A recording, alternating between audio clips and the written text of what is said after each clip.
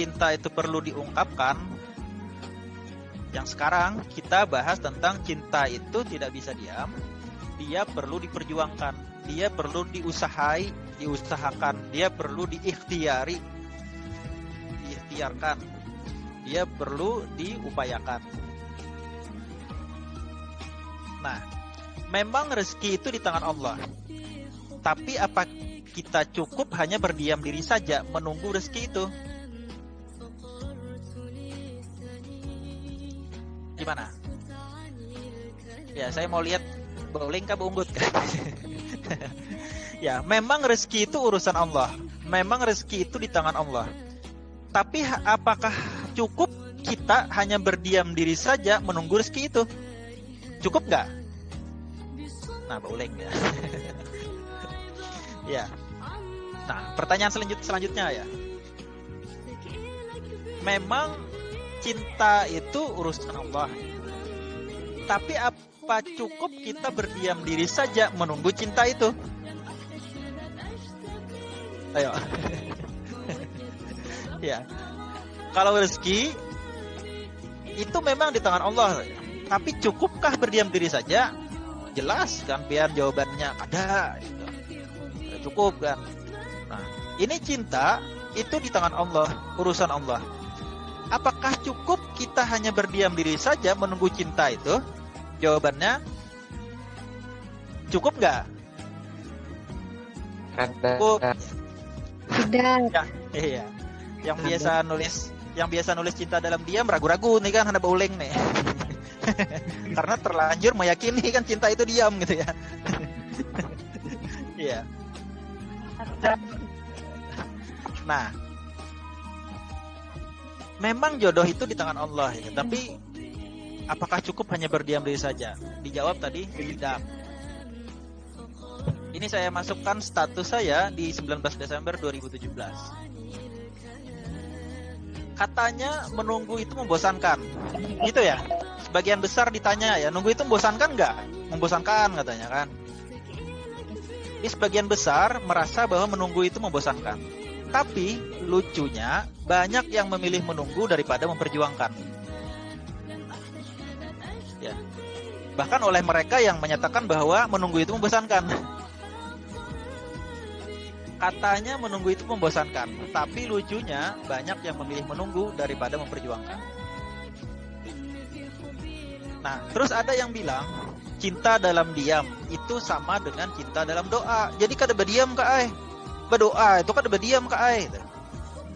Nah, lalu pertanyaan besarnya, apakah cukup hanya dengan berdoa saja? Nah, cukup. Ya, memang rezeki itu di tangan Allah ya.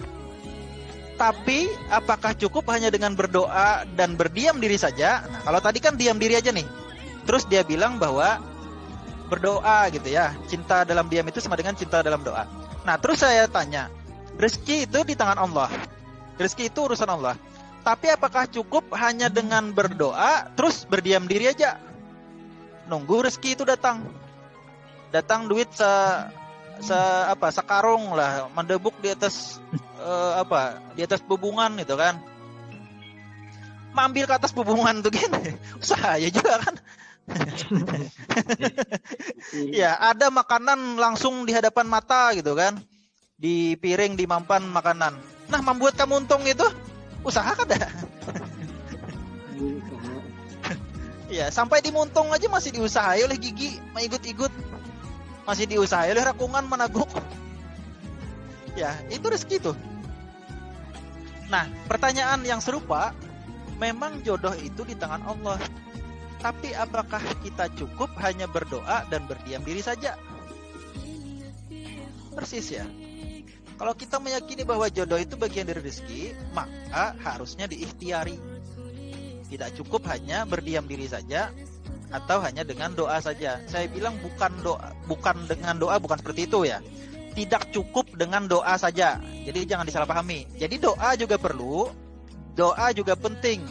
Tapi tidak cukup hanya dengan berdoa saja. Karena kita diperintahkan untuk berusaha. Kita diperintahkan oleh Allah SWT untuk berikhtiar. Itu ya, bisa dipahami ya. Oke, saya lanjut. Kalau memang cinta, perjuangkan. Kalau memang cinta, perjuangkan. Kita diperintahkan untuk berikhtiar. Tidak cukup hanya berdoa saja, apalagi berdiam diri saja. Ikhtiar dan doa, usaha dan doa, perjuangan dan doa, ditambah berserah diri atau tawakal. Baru setelah itu hasilnya biarlah jadi urusan Allah. Jangan terpaling. Jangan terpaling. Oh, itu takdir cinta tuh. Bilanya Allah menghendaki, bertamu aja tuh kainah. Paling ini kan meyakini ininya kan formatnya itu terpaling. Formatnya terpaling. Masuk jalan padu. Adanya lawang sing genalan di muka kan masuk jalan padu. Terbalik. Harusnya itu usaha maksimal, usaha optimal.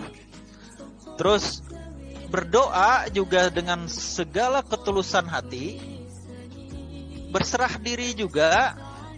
Tawakal juga, menyerahkan segala sesuatunya kepada Allah. Setelah berusaha maksimal dan berdoa dengan setulus hati tadi, nanti hasilnya baru itu kehendak Allah, itu takdir Allah, gitu susunan formatnya.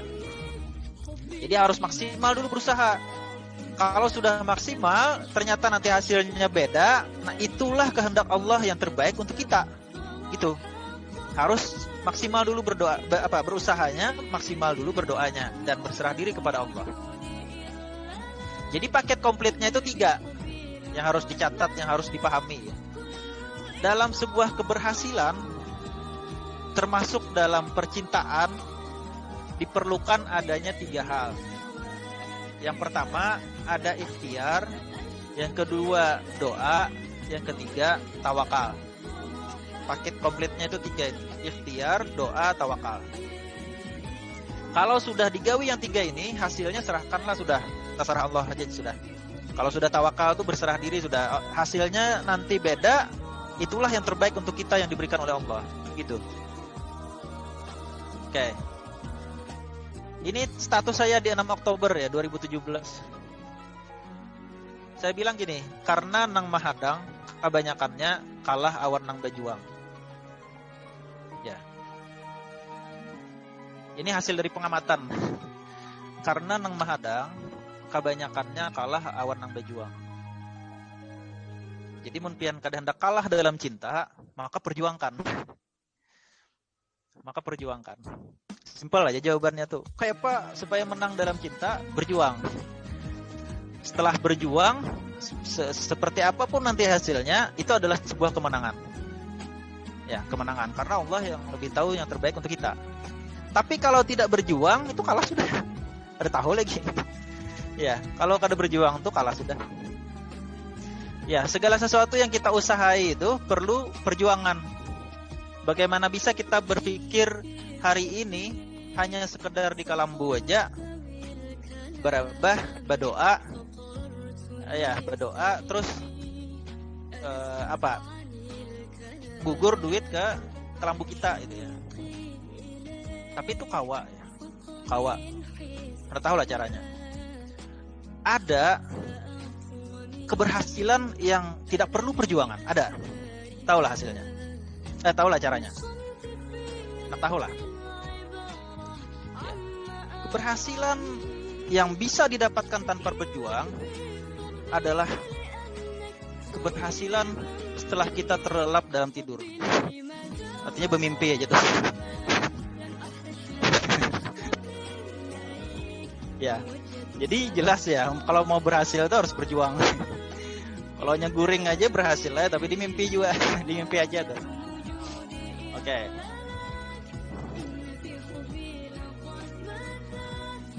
Selanjutnya, ini status saya juga ya. Memiliki keberanian mengambil resiko itu penting. Memiliki keberanian mengambil resiko itu penting. Karena yang tidak berani mengambil resiko pun, sebenarnya juga berisiko. Risikonya adalah tidak akan pernah mendapatkan keberhasilan. Ya. Itu yang saya bilang tadi. Kalau kita berjuang tuh ada dua pilihan, menangkah kalahkah. Tapi cenderung kepada kemenangan, kalah pun menang. Tapi kalau kada berjuang, jelas kalah sudah. Ya, esok ada lomba pidato misalnya Pian ya. Pian ikut lomba pidato. Menang kalahnya itu kan ada pilihan nantinya. Melihat daripada maksimalnya apa yang kita tampilkan dalam lomba pidato itu. Kalau kita sudah maksimal dalam lomba pidato itu ternyata kalah, nah maka itu adalah sebuah kemenangan juga karena kita sudah berusaha tampil maksimal, kita sudah bisa tampil maksimal. Tapi kalau kita tidak hadir, artinya kan esok orang lomba pidato kita kada umpat tuh jelas sudah kada menang, kadang alih katanya itu. Iya. Kadang alih kata jawabannya mau kada umpat tuh, kayak hendak menang gitu kan. Nah, jadi harus diperjuangkan ya, harus diusahain. Selanjutnya, hanya karena kau pernah beberapa kali kecewa, ya ini pelajaran untuk tidak berputus asa. Bukan berarti kau harus berhenti untuk berusaha. Jadi ditolak itu biasa, itu kan. Yang penting tuh kada putus asa. Gagal tuh biasa ya, yang penting kada putus asa. Jatuh itu biasa, yang penting kada putus asa. Tapi ketika ditolak, ketika gagal, ketika jatuh, catatannya harus memperbaiki diri. Ya, harus terus memperbaiki diri, jangan stagnan di keadaan diri yang ada aja. Ya, maka itu tolak orang itu harus. Kalau orangnya yang kayak ini nih, semalam tolak orang. Nanti tolak orang pulang pun kayak itu aja tanpa adanya peningkatan kualitas diri. Nah, jadi harus ada peningkatan kualitas diri. Jatuh 7 kali, bangkit 8 kali. Jatuh 10 kali, bangkit 11 kali. Ketika bangkit, itu harus bisa memperbaiki diri. Tidak cukup hanya sekedar bangun dari jatuh, tapi harus bisa bangkit dan berjaya setelah kita jatuh. Oke. Nah, saya lanjutkan. Siapa teladan cinta dalam diam?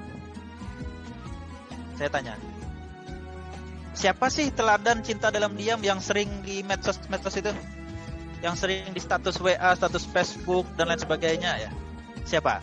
Role modelnya yang diangkat siapa biasanya kalau cinta dalam diam? Fatimah Ali. Ya. Fatimah Ali. Fatimah dan Ali ya. Oke. Nggih. Sayyidati Fatimah ya. Sayyidati Fatimah atau biasa kita orang Indonesia kan bilangnya Siti ya. Ya, Siti Fatimah. Siti Fatimah Azhar. Iya. Oh, Sayyidati Fatimah Azhar. Iya, ya kita di Indonesia biasa Sayyidati itu sudah Siti gitu ya. Kalau sudah Siti itu ya Sayyidati lah. Ini Siti Sarah kan, berarti Sayyidati Sarah gitu ya. Iya. Ya. Oke, Sayyidati Fatimah ya atau Siti Fatimah dan Ali bin Abi Thalib. Saya buka ya. Saya buka. Kalau Siti Fatimah dan Ali bin Abi Thalib yang dijadikan model, yang dijadikan rujukan, yang dijadikan teladan untuk kita cinta dalam diam, kita harus paham dulu. Siti Fatimah dan Ali itu sama-sama saling mencintai. Ini harus paham dulu kita. Ya, yang pertama, Fatimah dan Ali itu sudah sama-sama saling mencintai. Hanya saja Ali yang masih perlu memantaskan diri karena merasa tidak pantas untuk mempersunting anak Nabi. Gitu ya. Pada dasarnya sudah sama-sama saling mencintai. Ya, makanya kata Fatimah ya, setelah menikah kan, ujar Fatimah kan, bahasa kitanya nih kan, Kanda ya sayang gitu ya, sayang, sebelum menikah saya pernah mencintai seseorang pria, kata Fatimah. Ya, beliau bilang ke Ali seperti itu ya. Sebelum menikah saya pernah mencintai seorang pria. Oh, terkejut Ali kan. Apalagi dinamika sebelum menikah itu kan luar biasa ya. Fatimah nih banyak banget lelakian yang berdatang nih. Dan kada main-main yang berdatang ini kan. Oh, terkejut kan. Ali. Nah, terus kan siapa itu kan? Nah, jadi ujar Siti Fatimah, pian itu bang orangnya itu. Biasa kitanya tuh kan. Pian itu bang, orangnya yang pernah ini kan, artinya sebelum menikah saya pernah mencintai seorang pria. Ditakoni siapa? Pian tuh bang orangnya.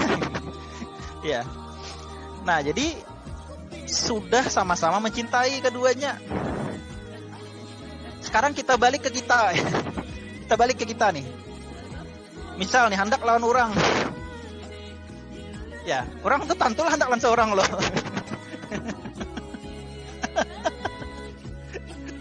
Iya, pertanyaannya tuh kan gitu aja ya. Orang tuh hendak lawan seorang. Bilanya hendak lawan seorang kadang alih kan. Kita hendak lawan inya hendak lawan kita kan kadang alih kan. Kan nikah aja lagi. Cuman beratnya itu kita hendak lawan orang, orang kadang hendak lawan kita. Ini yang berat ya, dan ini yang perlu diikhtiari ya. Cinta betul. Ya, kalau sama-sama cinta itu udah. Nah, jadi perlu saya jelaskan ya bahwa Ali dan Fatimah yang jadi role model itu sudah sama-sama saling mencintai. Ya, sebelum Ali berjuang pun sudah sama-sama saling mencintai. Ya, Ali merasa tidak pantas untuk menikahi Fatimah sehingga berjuang, yang memantaskan diri, menabung dan lain sebagainya gitu ya, mempersiapkan mahar dan lain sebagainya. Untuk apa? Untuk berdatang. Ya. Tapi sebelumnya memang sudah sama-sama saling mencintai. Itu yang pertama. Yang kedua, Fatimah seorang wanita dengan kualitas luar biasa. Parasnya, ibadahnya, akhlaknya, dan lain-lain sebagainya. Jadi, Siti Fatimah itu adalah perempuan luar biasa dengan kualitas tinggi, high quality. Ya. Kualitas tinggi. Baik parasnya ya, baik sikap akhlaknya ya, baik bagaimana segi kesantunannya, tinggi kualitasnya. Sekarang kita kembali ke kita yang hendak dalam diam ini. Ya, high quality kah kayak apa lah? Sudah berada di high quality seperti Fatimah atau belum? Itu pertanyaannya. Ya. Jadi kalau sudah merasa kualitasnya tinggi sebagaimana Fatimah yang pantas diperjuangkan oleh seorang Ali, ayo berdiam aja. Berdiam gitu. Ya. Tapi kalau merasa diri belum kualitasnya seluar biasa Fatimah, berjuang bagusnya. Ya, berjuang Nah, itu yang kedua ya, bahwa Fatimah itu adalah seorang yang luar biasa. Selanjutnya, yang ketiga, Siti Fatimah anak kesayangan baginda Nabi Muhammad SAW. Dijaga, dididik Nabi, termasuk dijaga dengan menolak lamaran-lamaran orang yang luar biasa. Ya, ini bedanya lagi kita dengan Fatimah ya. Kalau Fatimah ya, dia anak kesayangan Nabi, dia dididik Nabi, dia dijaga Nabi. Ya, sejak orang tuanya ya, ibunya meninggal, Nabi berposisi sebagai bapak sekaligus berperan sebagai seorang ibu bagi Fatimah. Jadi dia di bawah didikan orang yang luar biasa, sehingga beliau menjadi orang yang luar biasa. Itu ya, ini harus kita pahami. Dididik oleh orang yang sangat luar biasa sehingga beliau menjadi orang yang luar biasa. Dia juga dijaga Nabi. Ya, makanya Abu Bakar berdatang mempersunting Siti Fatimah. Kada diterima Nabi, ditolak Nabi. Ya, karena Nabi itu tahu kan. Ya, sekelas Nabi tahu ya. Kada diterima, padahal kurang apa Abu Bakar. Ya, Anda jangan lihat usia ya, karena dulu di zaman awal-awal Islam ya usia itu enggak terlalu penting. Ya. Yang kedua, Umar berdatang hendak menikahi Fatimah, kada terima Nabi juga. Padahal seperti apa luar biasanya Umar tuh tahu keberatan kita. Ya. Datang untuk Siti Fatimah kada diterima Nabi. Ya. Padahal luar biasa tuh. Nah, ini bukti bahwa Nabi menjaga Fatimah. Ya. Kenapa? Kan gitu ya. Nabi menjawab ke Abu Bakar ya. Ya, untuk jodoh Fatimah itu sudah Allah Ta'ala tentukan kan, kata Nabi. Ya, biarlah Allah Ta'ala nanti yang ini ya, yang memilihkan jodoh Fatimah gitu ya. Kata Nabi kan gitu. Nah, kedekatan Nabi dengan Allah itu juga luar biasa ya. Nah, di posisi ini kita tuh yang kayak itu kah ada kan? Kita nih dididik, sudah kada dididik langsung dari Nabi gitu kan. Kita nih kada dijaga Nabi. Kita nih bukan di sisi orang yang tahu ya, yang sangat dekat dengan Allah Ta'ala. Terus hendak nangkaya Fatimah gitu kan. Diam aja. Dan pantas diperjuangkan oleh Ali. Berat ya. Ya ikhtiar gitu. Balalamahan aja ikhtiar aja gitu. Iya. Nah, itu ya. Selanjutnya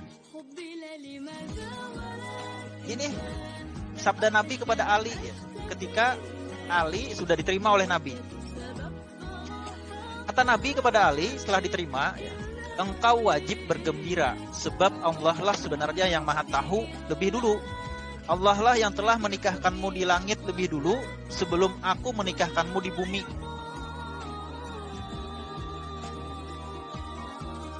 Ini yang saya bilang tadi, Nabi itu sudah tahu. Makanya pinangan Abu Bakar ditolak, pinangan dari Umar ditolak ya. Dan Nabi tahu mereka saling mencintai ya. Nah, jadi jelas sudah bahwa kita tidak seberkualitas Fatimah. Kita kan buat kakak nih gitu. Maksudnya ya bibinian yang kiblatnya tadi ke Fatimah ya. Pikirkan dulu ya, seberkualitas Fatimah atau belum. Kalau merasa tidak seberkualitas Fatimah ya, ikhtiar aja gini. Jangan diam. Ya. Karena Fatimah adalah seorang wanita yang luar biasa, yang pantas untuk diperjuangkan seorang yang luar biasa seperti Ali. Gitu ya. Kita ya makanya ya harus selalu meningkatkan kualitas diri ya. Tapi untuk seberkualitas Fatimah berat. Karena Fatimah anak Nabi, dididik Nabi, dijaga Nabi. Gitu ya. Dan Nabi kan orang yang dekat dengan Allah Ta'ala dan tahu. Kita siapa nan tahu jodoh kita kayaknya. Iya. Kada dengan tahunya kalau. Nah makanya ikhtiar lebih baik. Kalau kiblatnya ke Fatimah sudah saya jelaskan itu ya. Jadi di luar itu. Jadi kalau hendak mempati Fatimah juga harus kafah aja orang wah ini kan. Ya istilah kafah itu nyaman benar dibanderakan ya. Tapi karena kada kawa kafah mengikuti Fatimah ya. Lebih baik kita sebagai orang yang biasa berikhtiar. Baik. Selanjutnya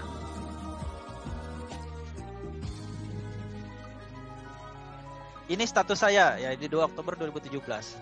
Katanya ingin seperti Fatimah. Kata-katanya pakai istilah cinta dalam diam. Tapi apa yakin kualitasnya sudah seperti hanya diam? Kalau belum, ya lebih baik berjuang juga. Ikhtiar meningkatkan kualitas diri. Ikhtiar dalam mencari, ikhtiar untuk dapat memiliki. Gitu ya. Nah, selanjutnya, siapa seharusnya yang jadi teladan, yang jadi role model dalam perjuangan cinta? Khususnya perempuan ya. Karena tadi kan kita bahas Fatimah. Siapa? Siapa seharusnya yang jadi model atau teladan dalam perjuangan cinta? Siapa? Kira-kira siapa? Yang berpendapat di unmute dulu.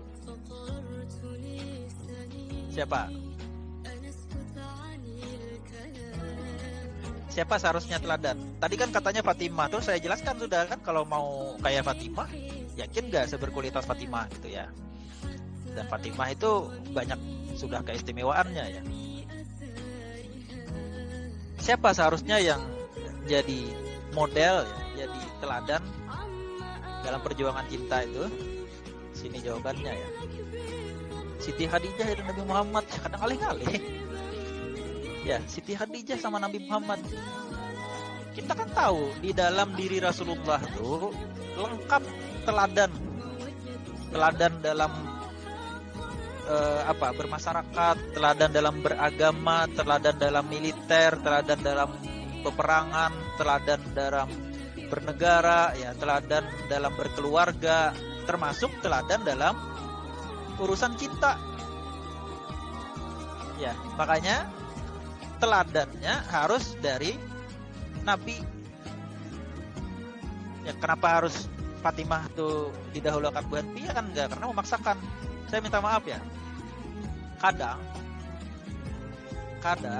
yang meyakini cinta dalam diam itu, mohon maaf ya, hanya keterpaksaan. Mohon maaf ya.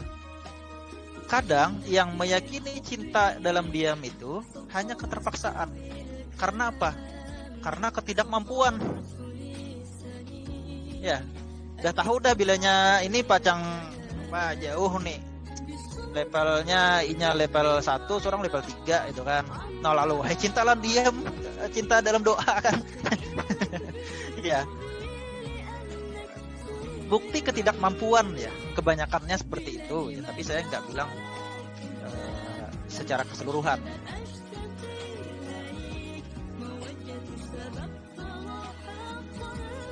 Nah, Siti Khadijah itu dia kan umur 40 tahun ya.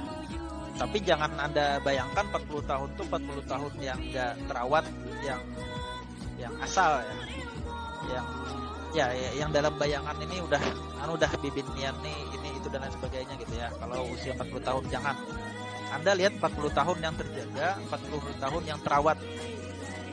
Sekarang pun ya, ada yang sudah 45 tahun, 50 tahun yang terawat, itu masih kelihatan ini kan, segar ya, karena terawat.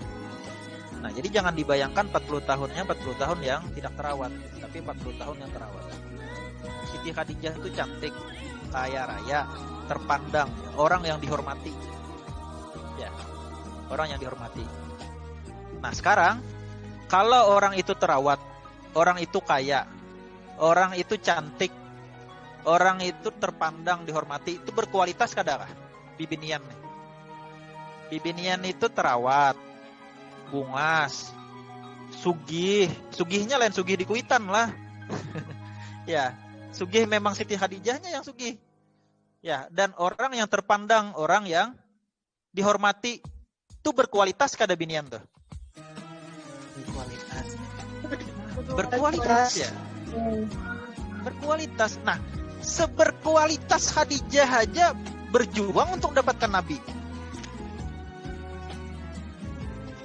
Ini misalnya aja Bang lah. Bungas kada kan, sugih kada.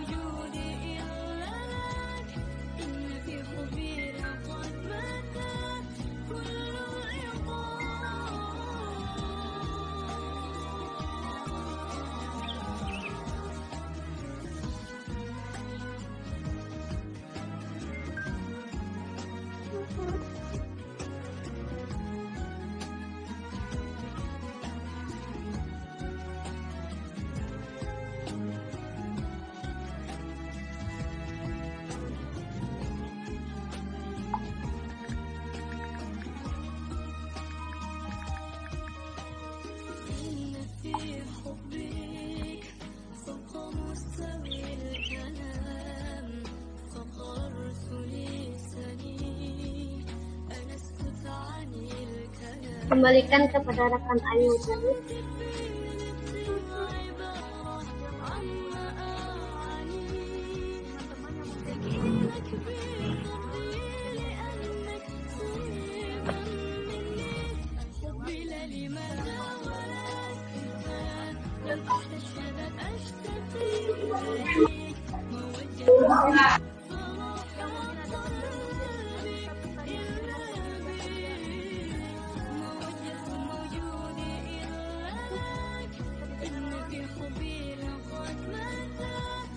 Kimit Kak Ais, suara Pian Kak Ayu.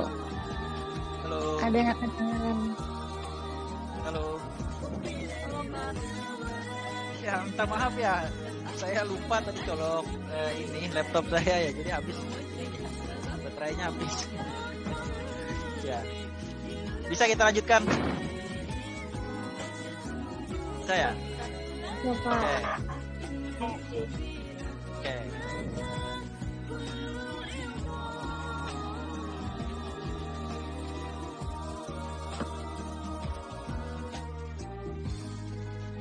Nah, sudah tadi dijawab ya, bahwa Siti Khadijah itu adalah seorang wanita yang berkualitas karena terawat, cantik, kaya raya, terpandang dan terhormat.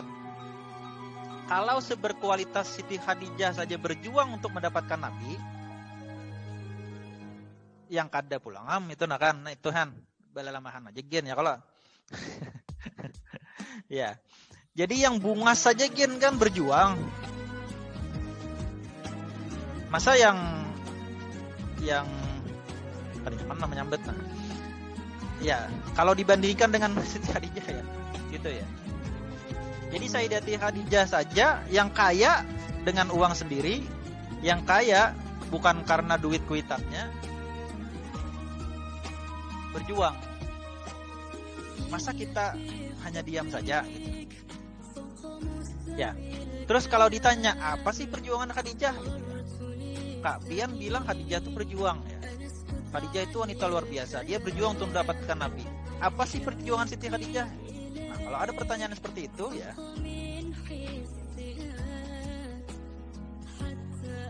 Nah, ini perjuangan Siti Khadijah. Siti Khadijah mengamati Rasulullah. Jadi bukan hanya sekedar melihat atau memandang saja. Jadi Siti Khadijah mengamati. Bahasa mengamati itu kan lebih dalam. Ya, melihat kebaikannya apa, ya melihat kualitas dirinya seperti apa, ya melihat jujur atau tidaknya, melihat orang ini amanah atau tidak, ya dan lain sebagainya. Siti Khadijah mengamati Rasulullah, bukan hanya memandang saja. Kalau Bang dikira pian Khadijah tuh hanya memandang dari kejauhan kan. Oh, melihat nyetak orihing di jauh situ asa senang hati itu kan. Ya, melihatnya lalu di hadapan kelas ya, di hadapan lokal asa senang hati ya. Itulah kira-kira lah. Ada. Khadijah tuh mengamati ya. Nah, bahasa mengamati itu lebih dalam daripada hanya sekedar melihat saja. Selanjutnya perjuangan dari Siti Khadijah. Siti Khadijah mengutus orang kepercayaannya Maisarah untuk menemani perjalanan Nabi. Ya, saya rasa ini sudah sering lah buat pian mendengar cerita ini ya. Maisarah itu lakian menemani perjalanan dagang Nabi. Itu ikhtiar dari Siti Khadijah tuh. Hendak tahu kayak apa Pang Nabi ini. Oh, diutus saya kawan nih kan, supaya menemani perjalanan Nabi. Padahal tujuannya supaya hendak lebih tahu lawan Nabi. Ya, dari sisi pengamatan tadi sudah tahu tuh Nabi ini orangnya jujur, orangnya amanah dan lain sebagainya, sukses dalam berdagang dan lain sebagainya, sukses lah. Sudah tahu Siti Khadijah. Terus dalam perjalanan dagang diutuslah atau disuruhlah kawan untuk menemani. Ya, saya sebentar ya.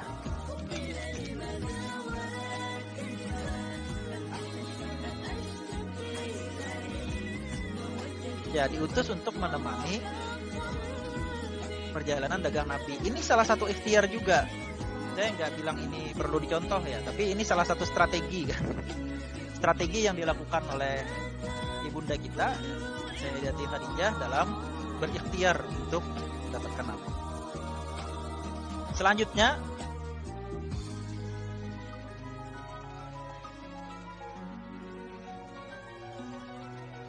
Siti Khadijah mengungkapkan perasaannya. Ya. Ikhtiar Siti Khadijah memberanikan diri untuk mengungkapkan perasaannya. Ada di salah satu riwayat yang menyatakan bahwa Siti Khadijah mengungkapkan perasaan kepada Nabi dengan meminta tolong salah seorang temannya, ya. Teman beliau namanya Nafisah binti Munyah, untuk menyampaikan kepada Nabi. Jadi datang kan Nabi memadahi bahwa ada orang hendak lawan sampian gitu kan. Nah, ini saya nggak bilang ini harus diteladani ya, tapi ini strategi. Ya, kalau hendak pakai ya bisa aja kan. Ya. Bahasa Nawahin itu mak comblang ya kan. Itu ya. Itu salah satu ya, itu yang kuat ya. Tapi ada juga yang berpendapat seperti ini ya, bahwa Khadijah sendiri yang menyatakan kepada Nabi. Ya. Siti Khadijah sendiri yang menyatakan kepada Nabi. Siti Khadijah bilang ya, kalau misalnya ada bibinian umur sekian, sudah 40 tahun, ya bahasa kitanya nih lah, hendak lawan sampian, kira-kira sampian hakun lah. Ujar Siti Khadijah kan, padahal tuh diri seorang tuh nanti sampai tuh kan. Kalau misalnya ada bibinian, nih kan, 40 tahun sudah, misalnya kayak itu ya, hendak lawan pian, yang terima lah kira-kira. Padahal tuh diri seorang. Ya, ini strategi juga ya, tapi bukan berarti ini saya nyuruh mencontoh yang ini ya, tapi kalau hanya contoh tuh hak buat pian. Hak buat pian. Kalau jawabannya kada itu kan berarti jangan ngaku pada diri seorang. Nah, ada binian kayak ini, orangnya kayak ini kan hendak lawan pian. Kayak apa kira-kira pian? Amun jernya wah kadang aku menang kayak itu biniannya. Aduh sang aku penting itu pian. Tapi strategi aja lah, strategi aja. Nah, itu yang dicontohkan Siti Khadijah ya. Tapi yang lebih kuat tadi kan mengutus orang lain. Ya, tidak bilang sendiri tapi minta bantuan orang lain, atau bahasa kita wah ini minta bantuan mak comblang. Nah, itu. Selanjutnya, wah ini banyak benar sudah waktunya. Inilah kita lanjutkanlah kada apa lah. Waktunya kan sudah lewat nih, banyak nih, tapi saya selesaikannya nggak apa-apa kan? Ada 1 slide atau 2 slide lagi ya? Ya nggak apa-apa ya, saya selesaikan ya. Oke.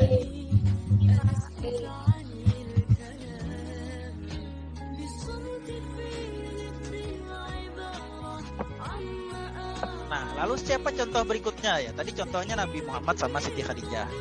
Selanjutnya saya beri contoh Adam dan Hawa. Ya, saya pernah tulis di status saya ya. Ya, Syria, Taisir. Saya pernah tulis di status saya bahwa mana ada riwayatnya hanya Adam yang kelimpungan ke sana kemari mencari Hawa, sedangkan Hawa hanya duduk diam menunggu kedatangan Adam. Tidak ada riwayatnya kayak itu. Jadi Adam yang kesana-kesana kelimpungan kemana-mana mencari Hawa nih. Hawanya duduk-duduk kayak santai di bawah pohon misalnya kan, menghadang nih kan. Tidak ada. Ya, mana ada riwayatnya hanya Adam yang kelimpungan kesana kemari mencari Hawa, sedangkan Hawa hanya duduk diam menunggu kedatangan Adam. Nah, sekarang Adam dan Hawa terpisah lama ya, saat diturunkan ke bumi. Ada riwayat yang menyatakan 300 tahun. Ya, terpisahnya Adam dan Hawa ketika diturunkan ke bumi. Ada riwayat yang menyatakan bahwa 500 tahun terpisahnya Adam dan Hawa di bumi. Ada yang 300 tahun, ya ada yang menyebutkan 500 tahun. Ada juga yang menyebutkan 40 tahun. Dan bahkan ada juga yang menyebutkan cuma 40 hari. Ya, tapi terlepas dari yang mana yang benar ya, yang jelas Adam dan Hawa terpisah di bumi. Meski 40 hari, misal ya 40 hari itu, kalian bisa bayangkan sudah bersama-sama di surga, dengan segala kenikmatan yang ada, turun ke bumi tapi sah sorangan 40 hari kira-kira nih kan. 40 hari itu satu mat kalawas kan? Lawas ya kalau pian nih kan. Badang sanak lawas tak kumpul badang sanak nih. Ya, dicukupi oleh kuitan pian. Pokoknya makan nyaman, rumah nyaman dan lain sebagainya cukup ya. Pian badang sanak pian. Akhirnya semua itu ditarik dan pian dikirim ke dua tempat berbeda oleh kuitan pian.